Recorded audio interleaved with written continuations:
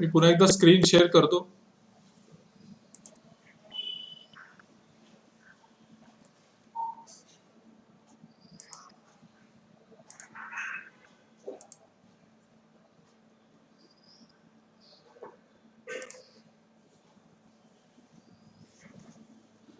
तुम्हाला स्क्रीन दिसतोय का सांगा कुणीतरी एकानी फक्त. अल्टरनेटिव्ह मेथड्स ऑफ इनपुट दिसतंय का? ओके, ठीक आहे. आता याच्यामध्ये हे पण एक इनपुट डिव्हाइस आहे बघा. त्याला आपण म्हणतो इलेक्ट्रॉनिक पेन. विशेष करून तुमच्यापैकी कुणाकडे जर सॅमसंगचे हाय एंड मोबाईल्स असतील तर त्याच्यामध्ये हे इनपुट त्यांनी वापरलेलं आहे. सॅमसंगनी बऱ्याच त्यांच्या फोनमध्ये हाय एंड मोबाईल फोन्स जे आहेत त्यांचे त्याच्यामध्ये पेन वापरलेलं असतं. म्हणजे ते पेन वापरून आपण ऍक्च्युली लिहू शकतो आपल्या स्क्रीनवरती. ओके, हे पण एक इनपुट टाईपचं डिव्हाइस आहे. टच स्क्रीन तुम्हाला माहिती आहे, हे कुठं बघायला मिळतं तुम्हाला सांगा? आपले सर्वांचे मोबाईल्स आता टच स्क्रीन आहे बेसिकली. अजून कुठं टच स्क्रीन बघितलंय आपण? अनम्यूट करून सांगा कोणीतरी तुमच्यापैकी. एटीएम मशीन मध्ये आहे, लॅपटॉप मध्ये पण आहे, किंवा तुमच्याकडे टॅबलेट असेल, आयपॅड किंवा टॅबलेट असेल तर त्याच्यावरती आपण हे टच स्क्रीन टेक्नॉलॉजी वापरतो. तर ही सगळी इनपुट डिव्हाइसेस आहेत. आणि गेम कंट्रोलर्स, त्याच्यामध्ये जॉयस्टिक पण येतं.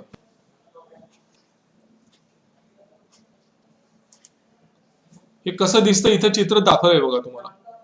हे पेन अशा पद्धतीचं दिसतं. तुम्ही बघितलं असेल, म्हणजे तुमच्याकडे जरी नसेल तरी तुम्ही कोणीतरी वापरताना हे बघितलेलं असणार आहे निश्चितपणे. बऱ्याच सॅमसंगच्या मोबाईलमध्ये हाय एंड डिव्हाइसेस मध्ये तुम्हाला हे अशा पद्धतीचं पेन तुम्हाला त्याच्यामध्ये बघायला मिळतं, जे वापरून आपण ऍक्च्युअली लिहू शकतो त्याच्यावरती. हँड रायटिंग मध्ये आपल्या लिहू शकतो. टच स्क्रीन ही टेक्नॉलॉजी काय आहे, तर आपण जिथं टच करतो स्क्रीनवरती तिथं आपण कशावरती टच केलंय हे सेन्स करण्याची क्षमता त्या डिव्हाइसमध्ये आहे आपल्याकडं. त्याला म्हणून टच स्क्रीन असं म्हणतात. Touch screen uses sensors to detect the touch of finger. आपण कुठं टच करतोय, ओके, ते रेकग्नाइज करण्याची क्षमता त्या टच स्क्रीन टेक्नॉलॉजीमध्ये. तुम्ही आता एटीएम जे म्हणला, हे इथं दिसतंय बघा आपल्याला एटीएम, की एटीएम मध्ये आपण नॉर्मली हे टच स्क्रीन टेक्नॉलॉजी वापरतो, किंवा टॅबलेटमध्ये वापरतो, आपल्या लॅपटॉपवरती काही आहे, या सगळ्या ठिकाणी आपण टच स्क्रीन टेक्नॉलॉजी वापरत असतो. आणि गेम कंट्रोलर्स, मी तुम्हाला जे म्हणलं की तुम्ही व्हिडिओ गेम्सची जे ठिकाणं असतात तिथं तुम्ही कधी बघितलं असेल तर तुम्हाला माहिती असेल की तिथं अशा पद्धतीची जॉयस्टिक असते. इथं दिसते बघा या मुलीच्या हातामध्ये अशी एक जॉयस्टिक असते. ती जॉयस्टिक वापरून आपण आपल्या स्क्रीनवरची मुवमेंट जी आहे ती करत असतो. त्याला म्हणतात जॉयस्टिक. तर हे पण इनपुट डिव्हाइस आहे. आपण मॉलमध्ये गेल्यानंतर बारकोड बघतो ना, बारकोड रीडर. आपण सगळ्यांनी बघितलेलं आहे ना. आपण ज्यावेळी एखाद्या मोठ्या मॉलमध्ये खरेदी करतो किंवा औषधाच्या दुकानात औषध खरेदी करतो, तिथं त्यांच्याकडे बारकोड स्कॅनर असतो बघा. That is also input device. Barcode scanner काय कॅप्चर करतो सांगा बरं? हा, त्या बार्स जे असतात तुमच्या त्या प्रोडक्टवरती जे बार्स असतात, तो ऍक्च्युली कोड असतो, त्या प्रोडक्टचा कोड असतो. ते कोड वाचण्याचं काम हा तुमचा बारकोड रीडर करत असतो. त्यामुळे बारकोड रीडर हे सुद्धा एक इनपुट डिव्हाइस आहे. आज तुम्हाला थोडेसे नवीन इनपुट डिव्हाइसेस लक्षात आले असतील. आपण मागच्या वेळी फक्त कीबोर्ड माऊस बघितलं होतं, जॉयस्टिक बघितलं होतं. आज आपण काही नवीन इनपुट डिव्हाइसेस बघतोय. तर बारकोड रीडर हे पण एक इनपुट डिव्हाइस आहे. त्यानंतर तुमच्या प्रत्येक ब्रँचमध्ये एक स्कॅनर असतो, त्याला आपण म्हणतो फ्लॅट बेड स्कॅनर. म्हणजे काय की ज्याच्यावरती आपण झेरॉक्स मशीन सारखं वरती पेपर ठेवतो आणि स्कॅन करतो. आजकाल आपण बरेच जण आपल्या मोबाईलमध्येच एक ऍप वापरतो. ओके, त्याच्यामध्ये मायक्रोसॉफ्ट लेन्स असेल किंवा ॲडोब स्कॅन असेल, असे अनेक हे वापरतो आपण स्कॅनिंगसाठी. तर इमेज स्कॅनर हे पण एक इनपुट टाईपचं डिव्हाइस आहे. इनपुट टाईपचं डिव्हाइस आहे. ह्याच्यामध्ये ही टेक्नॉलॉजी असते. हे तुम्हाला माहितीये का? हे ऐकलंय का कधी? बघा, OCR म्हणतात त्याला. OCRचा अर्थ आहे ऑप्टिकल कॅरेक्टर रेकग्निशन. हा शॉर्ट फॉर्म आहे. OCRचा लॉंग फॉर्म लिहून घ्या, सगळ्यांनी नोट करून घ्या. हे खूप महत्वाचं आहे. ऑप्टिकल कॅरेक्टर रेकग्निशन म्हणतो आपण त्याला. म्हणजे तुम्ही एखादं डॉक्युमेंट स्कॅन केलं, ते तुम्हाला टाईप करण्याची आवश्यकता नाही. जर तुम्ही OCR एनेबल्ड केलं असेल तुमच्या स्कॅनरवरती, तर त्या त्या पेपरवरती, म्हणजे तुम्ही जो स्कॅन करत असलेला पेपर आहे त्याच्यावरती ज्या गोष्टी लिहिलेल्या आहेत इंग्लिशमध्ये, त्या इंग्लिशमध्ये गोष्टी लिहिलेल्या ज्या आहेत त्या तुम्हाला as it is copy paste करता येतात वर्डमध्ये. ही जी टेक्नॉलॉजी आहे ह्याला म्हणतो आपण ऑप्टिकल कॅरेक्टर रेकग्निशन. म्हणजे तुमचा स्कॅनर काय करतो बेसिकली, की त्या टाईट मॅटर मधनं जी कॅरेक्टर तुम्ही लिहिलेली आहेत किंवा जे वर्ड्स लिहिलेले आहेत, शब्द लिहिलेले आहेत, ते उचलून ॲज इट इज तुम्ही वर्डमध्ये पेस्ट करू शकता. या टेक्नॉलॉजीला म्हणतात OCR. इव्हन आपण आपल्या मोबाईलमध्ये जे स्कॅनर वापरतो त्याच्यामध्ये सुद्धा ही टेक्नॉलॉजी त्यांनी इन्कॉर्पोरेट केलेली आहे. फॉर एक्झाम्पल ॲडोब स्कॅन जे आहे किंवा मायक्रोसॉफ्ट लेन्स आहे, ह्या सगळ्या सॉफ्टवेअर, ह्या सगळ्या ऍप्लिकेशन्समध्ये ही OCR टेक्नॉलॉजी अवेलेबल असते. म्हणजे काय, की त्याच्यावरती लिहिलेलं म्हणजे नुसतं स्कॅन इमेज फॉर्म मध्ये न घेता तो टेक्स्ट पण आपण कॉपी पेस्ट करू शकतो आपल्या वर्ड फाईलमध्ये. ही जी टेक्नॉलॉजी आहे याला म्हणतात OCR टेक्नॉलॉजी. मी नंतर तुम्हाला कधीतरी विचारणार आहे यातले प्रश्न, त्यामुळे तुम्ही काळजीपूर्वक ऐका आणि नोट पण करून घ्या. OCR टेक्नॉलॉजी, याला म्हणतात OCR टेक्नॉलॉजी.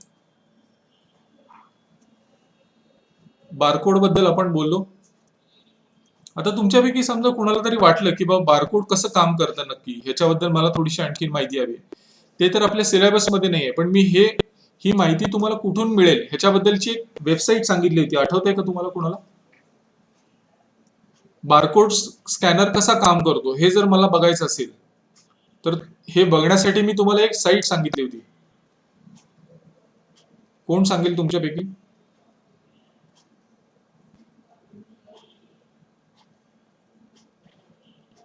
कुणी सांगा, अनम्यूट करा आणि सांगा. हा, नाही नाही, कम्प्युटर नाही नाही, दुसरी त्याच्यासोबत आणखीन एक साईट सांगितली होती. करेक्ट, howstuffworks.com ही साईट ओपन करा आणि त्याच्यामध्ये टाईप करा हाऊ बारकोड स्कॅनर वर्क्स. तुम्हाला अतिशय सुंदर माहिती त्याच्यामध्ये मिळेल की बारकोड म्हणजे नक्की काय, बारकोडिंग त्याचं कसं केलं जातं, कुठल्या कुठल्या बारचं महत्व काय आहे, या सगळ्या गोष्टी तुम्हाला त्या howstuffworks.com नावाची जी साईट आहे त्याच्यामध्ये तुम्हाला ह्या गोष्टी समजून घेता येतील. ही उत्सुकता, हे कुतूहल तुमच्या मनामध्ये असलं पाहिजे. मी आता फक्त तुम्हाला सांगितलं की बारकोड हे इनपुट डिव्हाइस आहे, पण हे नक्की काम कसं करतं हे तुम्ही त्या साईटवरती जाऊन शोधा. तुम्ही नुसतं गुगल सर्च जरी केलं तरी तुम्हाला भरपूर त्याच्यामध्ये माहिती मिळेल. तर फक्त आपल्याला असं नाही की आपल्याला सिलेबसमध्ये आहे त्याच गोष्टी फक्त शिकायच्या आहेत. तुम्हाला सिलेबस व्यतिरिक्त पण या ज्या नवीन गोष्टी मी तुम्हाला सांगतोय, ज्या तुम्हाला तुमच्या नित्य जीवनात तुमच्या उपयोगी पडणार आहेत, या गोष्टीबद्दलची माहिती पण तुम्ही घ्या. हा असा असतो बारकोड बघा.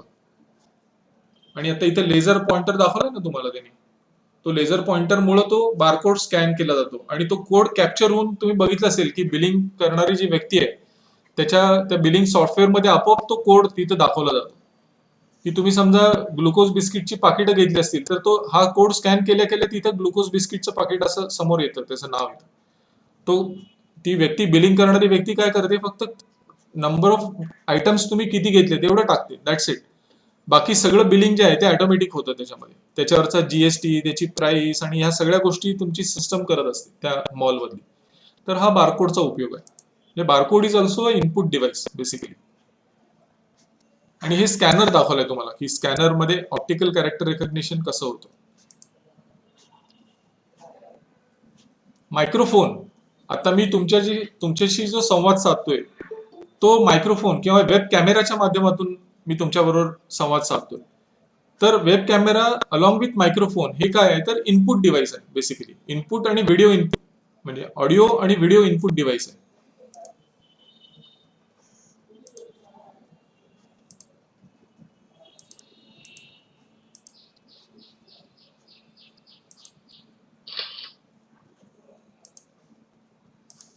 ओके, तर तुम्हाला मी इनपुटचे अल्टरनेटिव्ह डिव्हाइसेस आपल्याला काय अवेलेबल आहेत ते इथं आपण बघितलं. आता आपण थोडंसं आउटपुट डिव्हाइस कडे जाऊया. ह्याच्यामध्ये काही शंका आहे का, काही विचारायचं आहे तुम्हाला? अल्टरनेटिव्ह इनपुट डिव्हाइसेस मी तुम्हाला जी सांगितली त्याच्यामध्ये काही विचारायचं आहे?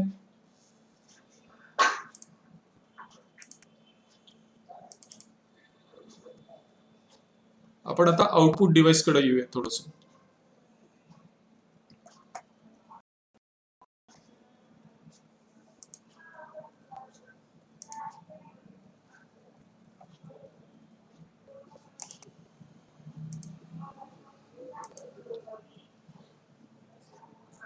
निलेश धापटे, तुमचा मायक्रोफोन सुरू आहे, मायक्रोफोन जरा म्यूट करा. निलेश धापटे.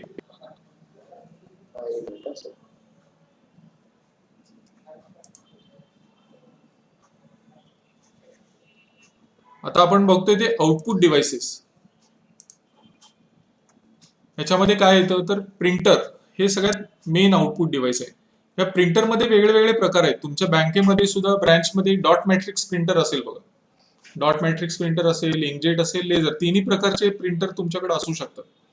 ओके. स्नॅपशॉट प्रिंटर कदाचित तुमच्याकडे नसेल, पण हे पहिले 3 प्रकार जे आहेत हे तुम्हाला माहिती असतील निश्चित. डॉट मॅट्रिक्स, इंकजेट आणि लेझर प्रिंटर्स. ही टेक्नॉलॉजी काय आहे हे थोडंसं आपण बघूयात आता. प्रिंटरमध्ये नॉर्मली त्याची कॅटेगरायझेशन जे आहे त्याचं 2 प्रकार होतात प्रिंटरचे. एक असतो तो इम्पॅक्ट प्रिंटर आणि दुसरा असतो त्याला आपण म्हणतो non impact printer. Impact printer कशाला म्हणतो आपण? आपले जे डॉट मॅट्रिक्स प्रिंटर आहे ते इम्पॅक्ट प्रिंटर्स आहेत. हे थोडक्यात तुम्हाला समजून घ्यायचं असेल तर तुम्ही बघितलं असेल डेफिनेटली की तुमच्या प्रिंटरमध्ये जर तुम्ही केअरफुली बघितलं असेल तर त्याच्यामध्ये एक प्रिंटर हेड असतं आतमध्ये, आणि प्रिंटर हेड आणि पेपरच्या मध्ये एक रिबन असते, ब्लॅक कलरची रिबन. आणि प्रिंटर हेड काय करतं तर त्या रिबन वरती हिट करतं आणि त्याची इमेज, त्याचं इम्प्रेशन तुमच्या पेपरवरती प्रिंट होतं. ह्याला म्हणून म्हणतात इम्पॅक्ट प्रिंटर. म्हणजे काय की ज्या पिन असतात, त्या डॉट मॅट्रिक्सच्या ज्या पिन असतात त्या त्या त्या रिबनवरती आदळतात आणि त्या कॅरेक्टरचं प्रिंटिंग म्हणजे त्याचा इम्पॅक्ट तुमच्या पेपरवरती होतो, म्हणून त्याला म्हणतात इम्पॅक्ट प्रिंटर्स. आणि नॉन इम्पॅक्ट प्रिंटर्स मध्ये हे प्रकार आहेत पुन्हा, इंकजेट आणि लेझर जेट हे 2 प्रकार आहेत. हे नॉन इम्पॅक्ट प्रिंटर मध्ये येतात. तर प्रिंटरचे 2 प्रकार. प्रिंटर हे बेसिकली आउटपुट डिव्हाइस आहे. प्रिंटरमध्ये इम्पॅक्ट प्रिंटर्स आणि non impact printers. Impact printer म्हणजे कुठला तर डॉट मॅट्रिक्स प्रिंटर, आणि नॉन इम्पॅक्ट प्रिंटर्स मध्ये डेस्क जेट आणि लेझर जेट हे 2 प्रकार त्याच्यामध्ये येतात. आता आपण ज्यावेळी म्हणजे हे प्रिंटर ज्यावेळी आपण वापरतो तिथं त्याचं हे कसं केलं जातं, क्वालिटी कशी मोजली जाते तर ती डॉट्स पर इंच ह्याच्यावरती मोजली जाते. इथे लिहिलंय बघा, डॉट्स पर इंच, DPI असं म्हणतात त्याला. म्हणजे 300 DPI पासून 600 DPI पर्यंतचे प्रिंटर्स तुम्हाला मिळतात. म्हणजे काय तर 300 डॉट्स पर इंच प्रिंट करण्याची क्षमता त्या प्रिंटरमध्ये आहे. त्यानंतर त्याचं स्पीड काय आहे, measured in pages per minute, PPM. तर आपल्या प्रिंटरची क्वालिटी कशी मोजली जाते तर डॉट्स पर इंच आणि पेजेस पर मिनिट अशा पद्धतीने ती मोजली जाते.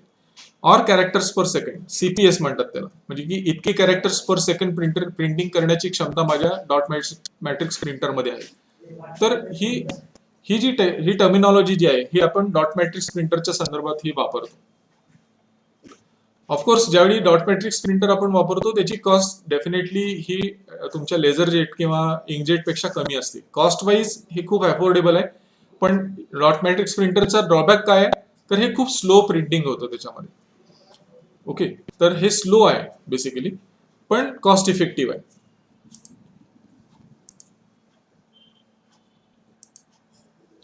इथे तुम्हाला दिसेल हे प्रिंटर हेड मी जे म्हणतोय तुम्हाला हे असं दिसतं ऍक्च्युली, आणि त्याचं कॅरेक्टर कसं प्रिंट होतं इथं दाखवलंय बघा खाली त्यांनी.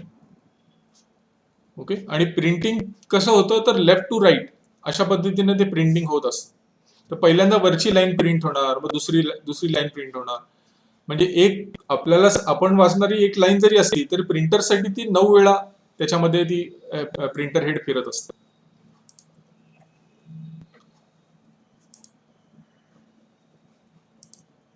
आता इंकजेट प्रिंटरमध्ये बेसिकली इंक टेक्नॉलॉजी वापरली जाते. म्हणजे प्रत्येक कॅरेक्टर जे प्रिंट होतं, मगाशी मी तुम्हाला इम्पॅक्ट मध्ये काय सांगितलं तर प्रिंटर हेड मधल्या ज्या पिन्स असतात त्या फायर होतात त्या रिबन वरती आणि कॅरेक्टर प्रिंट होतं. तसं इंकजेट मध्ये नसतं. इंकजेट मध्ये काय असतं की इंक कार्टेजेस असतात आतमध्ये, आणि प्रत्येक कॅरेक्टर जे प्रिंट होतं ते इंक स्प्रिंकल होती आतमधनं, आणि त्या स्प्रिंकल झालेल्या इंक मधनं आपली कॅरेक्टर्स प्रिंट होत असतात. ही स्प्रे टेक्नॉलॉजी वापरली जाते त्याच्यामध्ये. हे असं दिसतं बघा तुम्हाला आतनं. तुम्ही जर इंकजेट प्रिंटर कधी खोलून बघितलं असेल, तुम्ही हे बघितलंय का की त्याच्यामध्ये 3 कार्टेजेस असतात आतमध्ये इंकजेटमध्ये. इंकजेट प्रिंटर तुम्ही जर कधी खोलून बघितला तर तुम्हाला त्याच्यामध्ये आत 3 कार्टेजेस दिसतील वेगळे वेगळे, रादर 4. RGB आपले जे मेन कलर आहेत, बेसिक कलर आहेत, त्या RGBचे 3 वेगळे इंक हे असतात, कार्टेजेस असतात आणि एक ब्लॅक कलरचं असतं. तर या अशा पद्धतीचे इंक कार्टेजेस आपल्याला आतमध्ये बघायला मिळतात. पण त्याच्यामध्ये आत इंक असते, म्हणजे आपण जसं फाउंटन पेन मध्ये इंक असते आपली, तशी इंक त्याच्यामध्ये आतमध्ये असते. आणि त्याचं स्पीड कसं मोजलं जातं तर number of pages per minute, PPM या फॉर्म मध्ये मोजलं जातं की तुमचा इंकजेट प्रिंटर किती पेजेस पर मिनिट प्रिंट करतो. ह्याच्यावरती त्याची कॉस्ट आणि या सगळ्या गोष्टी अवलंबून असतात पुढच्या. Okay. Inkjet printers are inexpensive and have low operating cost. Of course तुमच्या डॉट मॅट्रिक्स पेक्षा इंकजेट आपल्याला नेहमी महाग पडतं, पण लेझर पेक्षा कमी. आता लेझर मध्ये काय टेक्नॉलॉजी वापरली जाते इथं तुम्हाला ह्या चित्रामधनं दिसेल. लेझर मध्ये जर तुम्ही बघितलं असेल, लेझर मध्ये आत जे असतं त्याला आपण काय म्हणतो, जसं मी तुम्हाला इंक मध्ये इंक कार्टेजेस म्हणलं, तसं लेझर प्रिंटर मध्ये काय असतं आतमध्ये, कुणाला माहिती आहे का? त्याच्यात टोनर असतो, टोनर. ओके. तुमचा कलर प्रिंटर असेल तर त्याच्यामध्ये पुन्हा 3 वेगळे बेसिक कलरचे टोनर असतात आणि एक ब्लॅक असतो. आणि जर तुमच्याकडे फक्त ब्लॅक प्रिंटर असेल तर ब्लॅक कलर म्हणजे ब्लॅक पावडरचा टोनर तुम्हाला त्याच्यामध्ये इन्सर्ट करावा लागतो. तर त्याच्यामध्ये बेसिकली पावडर असते ती. बेसिकली लेझर प्रिंटरमध्ये जी टेक्नॉलॉजी वापरली, टोनरमध्ये काय असतात तर ती बेसिकली पावडर असते.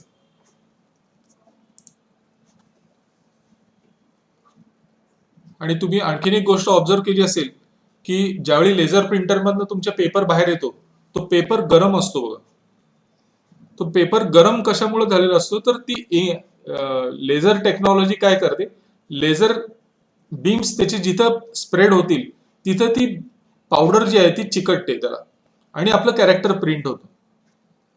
ही टेक्नॉलॉजी जी आहे ही त्या लेझर प्रिंटरमध्ये आपल्याला बघायला मिळते. ओके. त्यामुळे तो पेपर आत गरम झालेला असतो. म्हणजे पेपर ज्यावेळी लेझर प्रिंटर मधनं बाहेर येतो, हे इंकजेट मध्ये तुम्हाला नाही बघायला मिळणार, पण लेझर मध्ये डेफिनेटली बघायला मिळेल की तुम्ही ज्यावेळी लेझर प्रिंटआउट घेता त्यावेळी तो पेपर बाहेर येतो, तो पेपर गरम असतो एकदम, हातात तुम्ही घेऊन बघितलं असेल. हे असं प्रिंट होतं ते बेसिकली.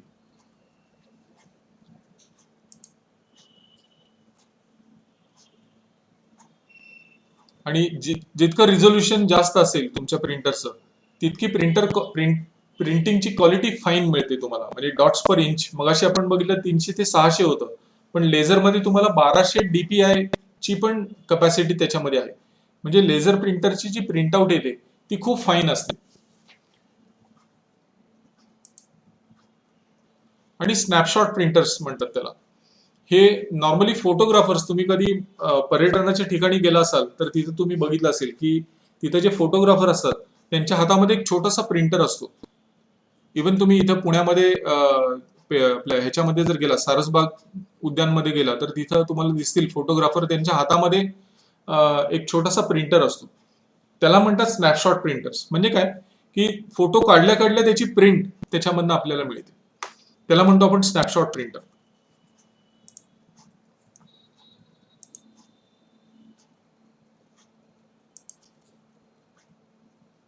आणि जे मी प्लॉटर तुम्हाला सांगतोय कालपासून, तर हे इंकजेट टेक्नॉलॉजी वापरून पण प्लॉटर काही आपल्याला मार्केटमध्ये अवेलेबल आहेत. हे अशा प्रकारे दिसतात आपल्याला.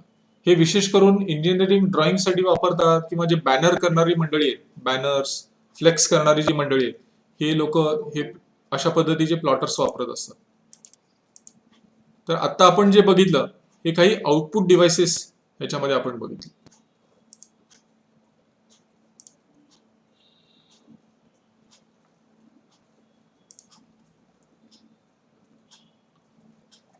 ओके. काही शंका आहेत कुणाला? मी आता तुम्हाला इनपुट डिव्हाइसेस सांगितलं, अल्टरनेटिव्ह इनपुट डिव्हाइसेस सांगितलं, काही आउटपुट डिव्हाइसेस तुम्हाला मी सांगितली. याच्यामध्ये काही विचारायचं आहे का?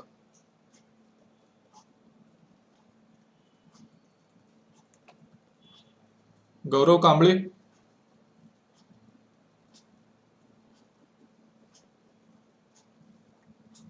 गौरव कांबळे ऐकू येते का मी बोललेलं?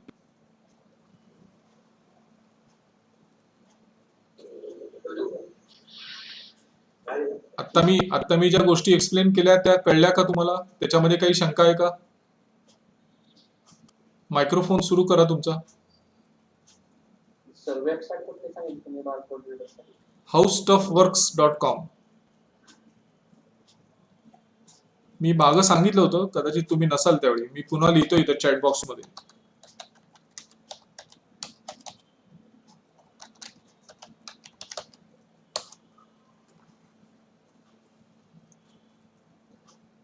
ह्याच्यामध्ये तुम्हाला सगळी माहिती त्याच्यामध्ये उपलब्ध आहे.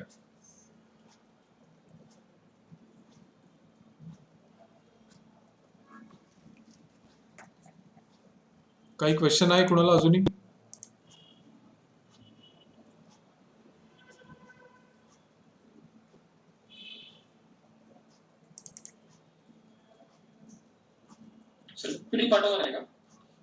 पीपीटी पाठवतो तुम्हाला, शेअर करतो पीपीटी. आता आपण थोडंसं स्टोरेज कडे येऊया.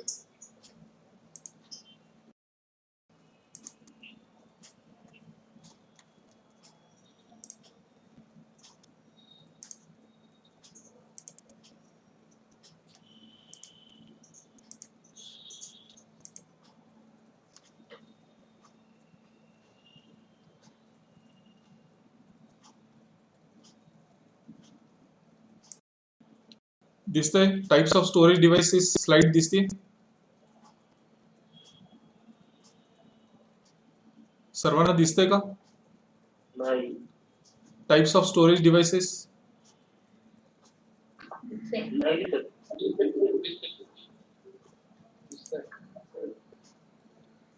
ओके.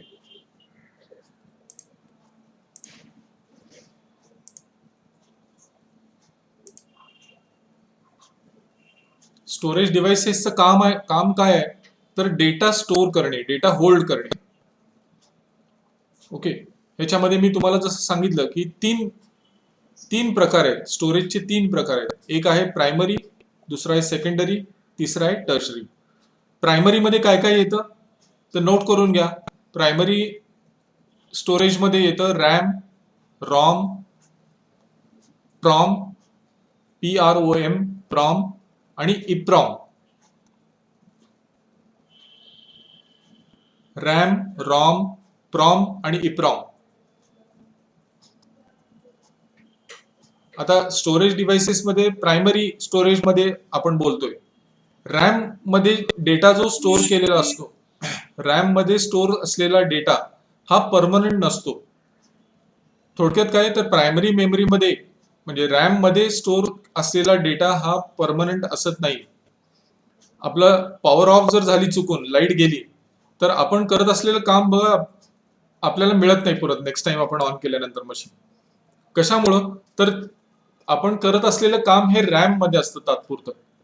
आपण जोपर्यंत त्याला सेव्ह करत नाही, कंट्रोल एस करत नाही, तोपर्यंत ते काम सेव्ह झालेलं नसतं, म्हणजे तो डेटा सेव्ह झालेला नसतो. तर रॅमचा लॉंग फॉर्म लिहून घ्या. रॅन्डम ऍक्सेस मेमरी म्हणतात त्याला.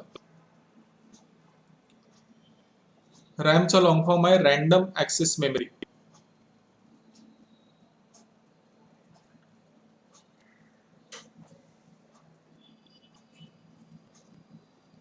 रॅम मध्ये पुन्हा 2-3 प्रकार आहेत.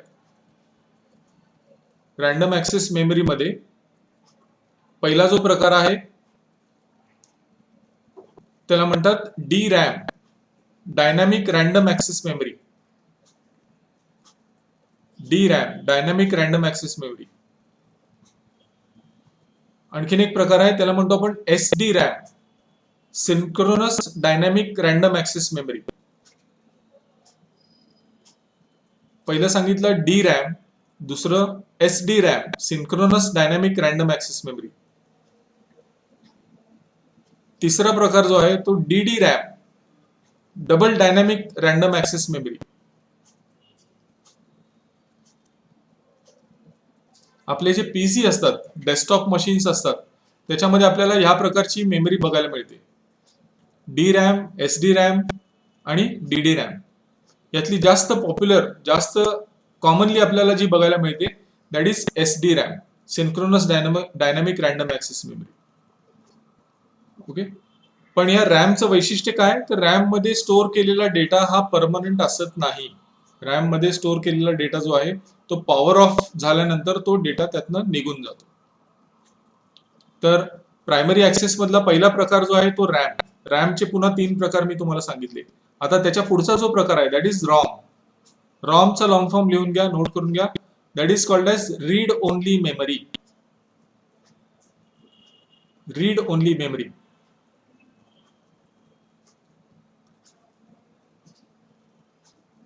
आपल्या कम्प्युटरमध्ये तुम्ही एक शब्द कदाचित तुम्ही ऐकला असेल, जर टेक्निकल थोडंसं काळजीपूर्वक ऐकलं असेल तुम्ही, तर त्याला म्हणतो आपण बायस, BIOS. हा शब्द ऐकलाय का कुणी तुमच्यापैकी? नॉन टेक्निकल वाल्यांनी सांगा. बायस हा शब्द ऐकलाय का? BIOS, BIOS. बायसचा लॉंग फॉर्म लिहून घ्या, बेसिक इनपुट आउटपुट सिस्टम.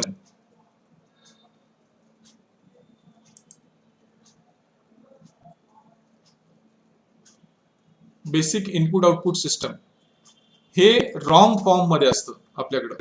आपल्या मदरबोर्ड वरती बायस जे असतं that is actually ROM, read only memory. म्हणजे बायस एकदा त्याच्यामध्ये इन्स्टॉल केलं, बायस चिप इन्स्टॉल केली की त्याच्यामध्ये आपल्याला फेरफार करता येत नाही. रॅम मध्ये डेटा जातो बाहेर पडतो, डेटा जातो बाहेर पडतो, पण रॉम मध्ये आपण स्टोअर केलेला डेटा हा परमनंट असतो. तुम्ही सीडी रॉम बऱ्याच जणांनी वापरले, आपण सर्वजण वापरतो CD ROM. CD ROM disk असते जी आपली, त्याच्यामध्ये तुम्ही एकदा डेटा लिहिला. मी रॉम बद्दल बोलतोय, सीडी RW बोलत नाही, रॉम बद्दल बोलतोय. सीडी रॉम मध्ये आपण एकदा डेटा लिहिला की तो आपल्याला इरेजही करता येत नाही किंवा त्याच्यामध्ये चेंजेसही करता येत नाही, कारण तो रॉम प्रकारामध्ये येतो, रीड ओनली मेमरी प्रकारामध्ये येतो. तर प्रायमरी मेमरी मधला दुसरा प्रकार काय, रॉम. त्याच्यामध्ये बायस, आपल्या कम्प्युटरमध्ये जे बायस चिप असते ती त्या प्रकारामध्ये मोडते. ROM, read only memory. त्याच्या पुढचा जो प्रकार आहे दॅट इज कॉल्ड एज प्रॉम. P stands for programmable. म्हणजे रॉमचा मागचा जेव्हा, म्हणजे रॉमच्या मागे तुम्ही प्रोग्रामेबल लावा, प्रोग्रामेबल रीड ओनली मेमरी. ह्याच्यामध्ये काय फायदा मिळतो आपल्याला, तर ह्याच्यामध्ये आपण लिहू शकतो, म्हणजे it is a programmable ROM. म्हणजे ह्या रीड ओनली मेमरी मध्ये आपण लिहिण्याची क्षमता आपल्याला मिळते. डिलीट नाही, परत एकदा सांगतो, ह्याच्यामध्ये आपण प्रोग्रामिंग करू शकतो, म्हणजे चेंजेस करू शकतो, पण डिलीट करू शकत नाही. That is PROM, programmable read only memory. आणि ह्याच्या पुढचा जो भाग आहे that is called as EPROM, erasable programmable read only memory, EPROM, EPROM. तर प्रायमरी मेमरी मधले प्रकार काय विचारले, तर आपल्याला ह्या गोष्टी सांगता यायला पाहिजे त्याच्यामध्ये, की रॅम, रॉम, प्रॉम आणि इप्रॉम. यातला फरक पण तुम्हाला लक्षात आला असेल आता, की रॅम मध्ये ही परमनंट मेमरी नाही आहे, याच्यामध्ये डेटा स्टोअर केला जातो, बाहेरही काढला जातो आणि पॉवर ऑफ झाल्यानंतर त्यातला डेटा निघून जातो. रॉम मध्ये तसं नाही आहे. रॉम मध्ये एकदा स्टोअर केलेला डेटा हा परमनंट राहतो त्याच्यामध्ये, unless until we physically destroyed, म्हणजे आपण ते तोडल्याशिवाय तो त्याच्यातनं डेटा जात नाही. That is ROM. नंतर प्रोग्रामेबल रीड ओनली मेमरी आणि erasable programmable read only memory, असे हे 4 प्रकार आपल्याला प्रायमरी मेमरी मध्ये बघायला मिळतात. आता सेकंडरी स्टोरेज म्हणजे काय, तर सेकंडरी स्टोरेज मध्ये तुमची हार्ड डिस्क जी असते, तुमच्या डेस्कटॉप किंवा लॅपटॉप मध्ये असलेली जी हार्ड डिस्क आहे त्याला आपण म्हणतो HDD. HDD stands for hard disk drive. हा जो प्रकार आहे हा सेकंडरी स्टोरेज ह्या कॅटेगरीमध्ये येतो. म्हणजे आपण करत असलेलं काम पहिल्यांदा रॅम मध्ये असतं आणि आपण ज्यावेळी कंट्रोल एस देतो त्याला, किंवा तुम्ही ज्यावेळी ओके म्हणता, ट्रान्झॅक्शन फीड केल्यानंतर ओके सबमिट म्हणता, सबमिट केल्यानंतर तो डेटा तुमच्या हार्ड डिस्क वरती सेव्ह होतो. ओके. ती हार्ड डिस्क ही, हा जो टाईप आहे मेमरीचा हा सेकंडरी स्टोरेज मध्ये. सेकंडरी स्टोरेज म्हणजे काय, विच इज फिक्स, म्हणजे त्या तुमच्या प्रोसेसिंग युनिट मध्ये आत फिक्स केलेली आहे ती मेमरी. पण ह्याचं वैशिष्ट्य काय की याच्यावरती स्टोअर केलेला डेटा हा परमनंट राहतो त्याच्यावरती. That is speciality of this storage. तर प्रायमरी सांगितलं मी, तुम्हाला सेकंडरी सांगितलं. आता टर्शरी स्टोरेज म्हणजे काय की जी मेमरी आपण कॅरी करू शकतो बाहेर, म्हणजे विच इज नॉट फिक्स. त्याच्यामध्ये पेन ड्राईव्ह, फ्लॉपी डिस्क तुम्ही जर बघितली असेल पूर्वी तर फ्लॉपी डिस्क होती, आता ती कालबाह्य झाली. पण फ्लॉपी डिस्क, पेन ड्राईव्ह, तुमची सीडी, डीव्हीडी, टेप ड्राईव्ह, हे सगळे जे स्टोरेजेस आहेत, स्टोरेजचे जे प्रकार आहेत, हे सगळे प्रकार टर्शरी स्टोरेजमध्ये येतात. म्हणजे काय की याच्यावरती आपण डेटा साठवून, माहिती साठवून आपण ती तिथून दुसऱ्या ठिकाणी नेऊ शकतो. त्याला म्हणतात टर्शरी स्टोरेज. तर हे 3 प्रकार आज तुम्हाला मी स्टोरेजचे सांगितले.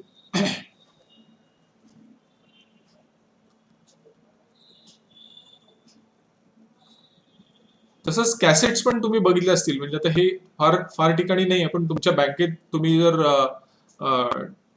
डेटा सेंटरमध्ये कधी गेला आणि तुमच्याकडे जर टेप ड्राईव्ह असतील तर तुम्हाला तिथे कदाचित बघायला मिळेल.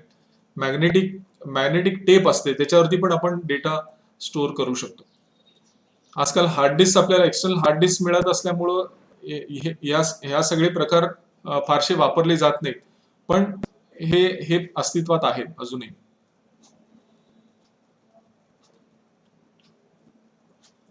हे रीड राईट हेड तुम्हाला इथं दाखवलंय की कसं कसं काम होतं ते ऍक्च्युली स्टोरेजवरती कसं लिहिलं जातं. इट इज बेसिकली मॅग्नेटाईज किंवा नॉन मॅग्नेटाईज अशा पद्धतीनं 0 किंवा 1 या फॉर्मॅटमध्ये हा डेटा सगळा स्टोअर केलेला असतो आतमध्ये.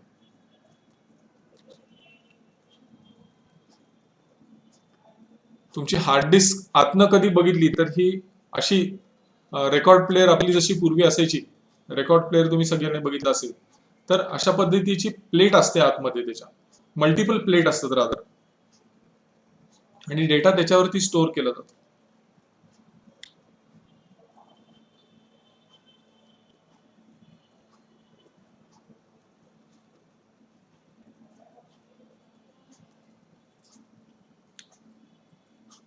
हे हार्ड डिस्क कशी, हे आपला फ्लॉपी ड्राईव्ह दाखवला इथं. फ्लॉपी ड्राईव्ह कसा दिसतो, ही जी आहे फ्लॉपी आपण आतमध्ये इन्सर्ट करतो. याच्यामध्ये ती फ्लॉपी आतमध्ये जी आतली मगाशी तुम्हाला रेकॉर्ड सारखं दाखवलं ते आतमध्ये फिरतं त्याच्यामध्ये. आणि इथं रीड राईट हेड आहे, तर ते रीड राईट हेड ते वाचण्याचं काम, त्याच्यावरती स्टोअर केलेला डेटा वाचण्याचं काम हे रीड राईट हेड करत असतं. आणि तुमची हार्ड डिस्क कशी दिसते आतनं, इथं बघा दाखवलंय. मी तुम्हाला म्हणलं ना की मल्टिपल डिस्क असतात, म्हणजे त्याच्यामध्ये ते प्लेट्स असतात.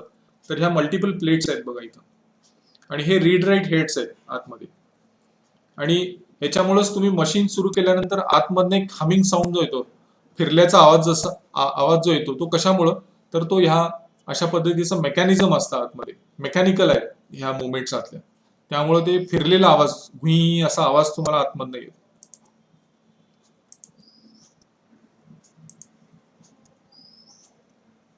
हा टेप ड्राईव्ह आहे.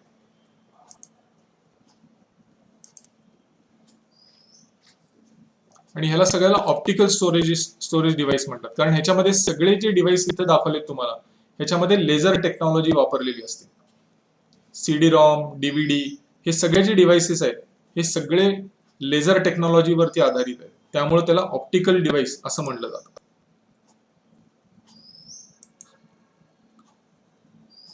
इथं दाखवलंय बघा, लेझर, आतमध्ये लेझर हे असतो, तो रीड राईट हेड जो असतो तो लेझर टेक्नॉलॉजीवरती आधारित असतो. जसं बारकोड स्कॅनर मगाशी आपण म्हणलं की तो बीम टाकतो त्या ह्याच्यावरती आणि उलट आलेल्यातनं त्याला कळतं की तो मॅग्नेटाईज आहे का नॉन मॅग्नेटाईज आहे, तसंच आहे ही टेक्नॉलॉजी.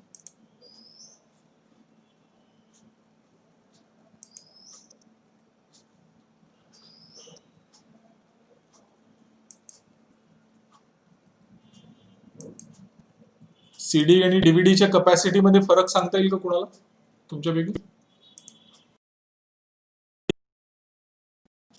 त्याची कपॅसिटी किती असते आणि डीव्हीडीची कपॅसिटी किती असते?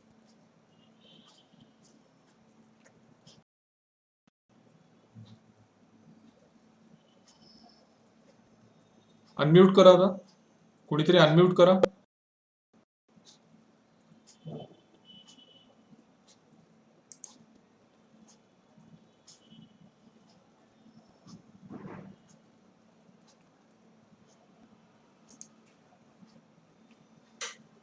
सीडीची आणि डीव्हीडीच्या कपॅसिटी मध्ये काय फरक आहे? कोणाला सांगता येईल का?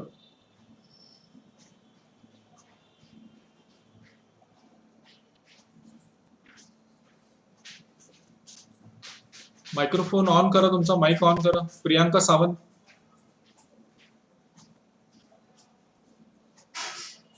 हॅलो. हा बोला. सीडी सीडीची साईज कमी असते, डीव्हीडी जास्त असते ॲज कम्पेअर. नाही डीव्हीडी 1 GB पर्यंत राहते, डीव्हीडीची साईज 4 GB 5 GB पर्यंत राहते. सीडीची किती असते? 700 MB बरोबर आहे. इथं जे आता उत्तर आलं एक चॅट मध्ये अराउंड 700. 1 GB पर्यंत. हा. आणि डीव्हीडीची Maximum 1 GB पर्यंत राहते. हा डीव्हीडीची जी आहे ती 4 GB असते. त्यामुळं एका डीव्हीडी मध्ये तुम्ही बघितलं असेल की 4-4, 5-5 मूवीज त्याच्यामध्ये आपण स्टोअर करू शकतो, कारण डीव्हीडीची कपॅसिटी जास्त असते. तर हा दोन्हीतला मेन फरक आहे. दोन्ही टेक्नॉलॉजी ह्या लेझर टेक्नॉलॉजीवरती आधारित आहे. फक्त स्टोरेज कपॅसिटी मधला तो फरक आहे. आणि सीडी रॉम मध्ये आपण एकदाच डेटा स्टोअर केला की तो आपल्याला डिलीट नाही करता येत, जोपर्यंत तुम्ही फिजिकली डिस्ट्रॉय करत नाही ती सीडी तोपर्यंत. वेरॅज इन डीव्हीडी किंवा सीडी RW पण मिळते आपल्याला, रीड राईट सीडी पण मिळते. तशीच डीव्हीडी मध्ये डीव्हीडी रॉम पण मिळते, डीव्हीडी RW पण मिळते. डीव्हीडी RW कशासाठी? तर त्याच्यामध्ये आपण लिहू शकतो, पुन्हा डिलीट पण करू शकतो. तर हा दोन्हीतला फरक आहे. CD ROM, CD RW, DVD ROM आणि डीव्हीडी RW असे प्रकार आहेत त्याच्यामध्ये. तर आज आपण इनपुट डिव्हाइस बघितलं, इनपुट अल्टरनेटिव्ह बघितले, आउटपुट डिव्हाइस बघितले आणि स्टोरेज बघितलं. प्रामुख्याने आपण या 4 गोष्टी बघितल्या. तुमच्या काही शंका असतील तर विचारायला हरकत नाही.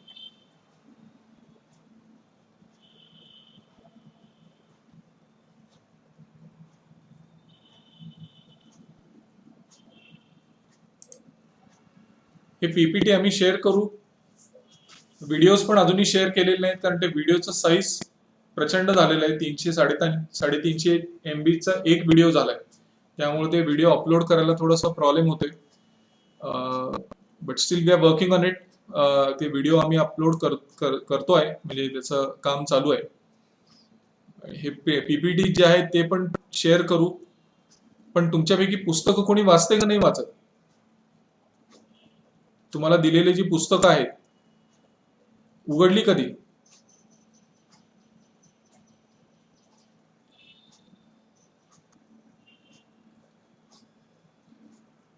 "41 बॅच कलेक्ट केले बऱ्याच जणांनी, मला माहिती आहे. पुस्तक पिकअप करायचे असतात. पण ते सॉफ्ट कॉपी पण आहे ना तुमच्याकडे, पिकअप जरी नसेल केलं तरी. हा सर, सॉफ्ट कॉपी बघतो. सॉफ्ट कॉपी वाचली पाहिजे तुम्ही. आता मी या सगळ्या गोष्टी ज्या तुम्हाला समजावून सांगतोय त्या सगळ्या आहेत त्याच्यामध्ये.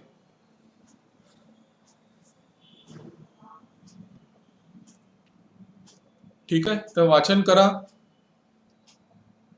प्रश्न मी असेच प्रत्येक सेशन मध्ये विचारत राहीन. आज तुम्हाला सांगितले ते पुढच्या सेशन मध्ये मी असंच रॅन्डमली कोणालाही विचारणार. तुम्हाला सांगता आलं पाहिजे.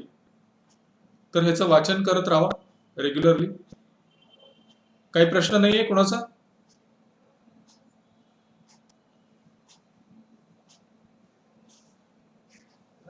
प्रश्न नसेल तर आपण थांबूया.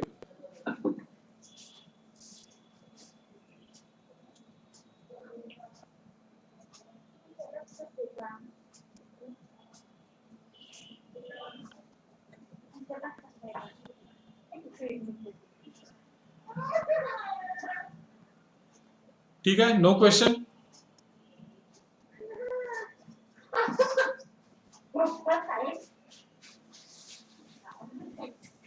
चलो ठीक आहे, फिर उद्या भेटूया.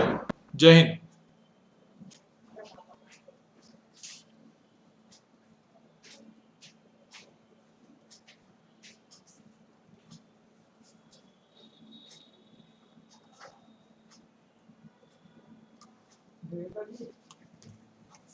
Yes sir.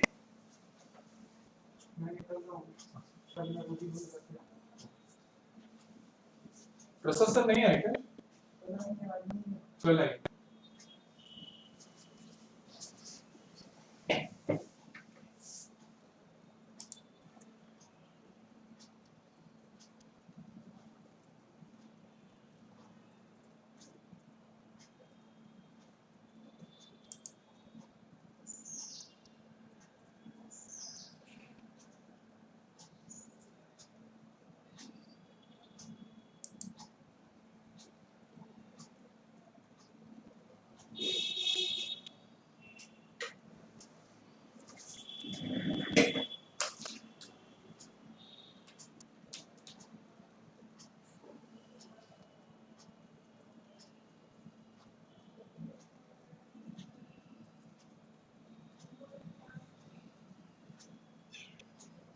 हा मॅडम अटेंडन्स घेतलं ना मॅडम? हा, आता पण काही काही शेवटी जॉईन झाले. शेवटी घेतला ना? हा हा ठीक ठीक.